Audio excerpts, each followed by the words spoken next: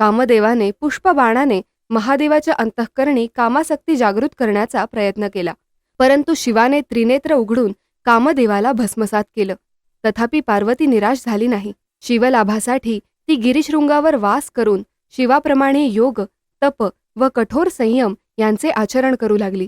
तिच्या या तपस्विनी रूपास देवी ब्रह्मचारिणी असे संबोधले जाते. तिच्या अखंड तपोबलाने स्वयं महेश्वराचे लक्ष तिच्याकडे गेले. शिवाने ब्रह्मचारी वेश धारण करून तिच्यासमोर प्रकट होऊन शिवस्वभावातील उणीवा, क्लेश व दोष सांगत तिचा निर्धार मोडण्याचा प्रयत्न केला. पण पार्वती अढळ राहिली आणि आपला संकल्प सोडला नाही. तेव्हाच प्रचंड असुर, प्रकांड असुर कोट्यावधी असुर सैनिकांसह पार्वतीवर आक्रमण करतो. तपाच्या अंतिम अवस्थेत असलेली पार्वती प्रत्युत्तर देऊ शकत नाही. तिच्या रक्षणार्थ श्री लक्ष्मी व सरस्वती या देव्या पुढे सरसावल्या, परंतु असुरांचा प्रचंड बलाकाय त्यांना पराजित करतो.